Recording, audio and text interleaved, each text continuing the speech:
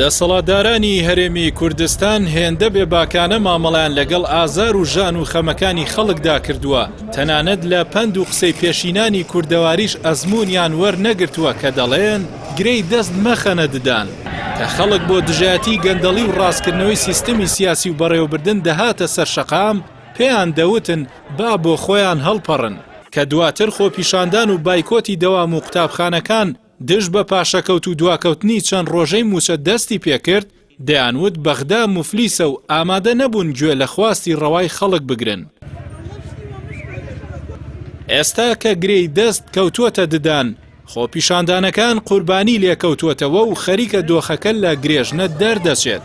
ئەوەی دەبێت لە موچەدا خەرجی بکەن، ئەوەندەش بۆ ئاوەدانکردنەوە و نۆژەمکردنەوەی فەرمانگە حکومیەکان خەرج بکەن.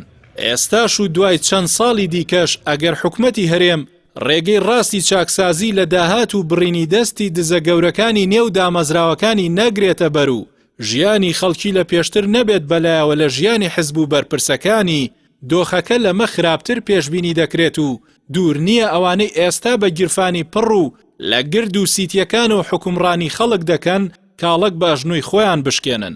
یەکێتی و پارتی کە سێ دەیە حکومڕانێکی سەقەتی هەرێمی کوردستان دەکەن، بە پێشخستنی بەرژەوەندی خۆیان بەسەر ژیانی خەڵکدا دۆخێکیان دروست کردووە، وەک بەشێکی بەرچاو لە خەڵکی دەڵێن ڕووی ڕژێمی باسییان سپی کردووەتەوە.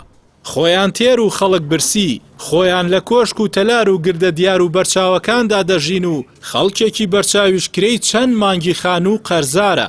بەرپرسان خۆیان بۆ نەخۆشیەکانیان یان لە دەرەوەن یان لە نەخۆشخانە تایبەتە گرانباکانی نێوخۆ چارەسەر وەردەگرن.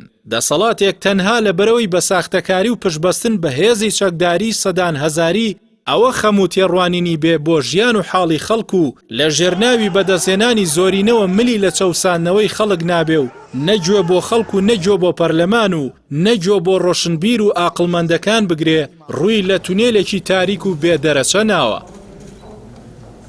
کۆبوونەوەی یەک قۆڵی و دوو قۆڵی و چەند قۆڵیەکانتان بەبێ کردە و هەنگاوی کردەی هیچ لە ژیانی خەڵک ناگۆڕێت، گیرفانی هیچ موچەخۆرێک گەرم ناکاتەوە، خۆشی بۆ دیوەخانی هیچ ماڵهەژارێک ناگەڕێنێتەوە.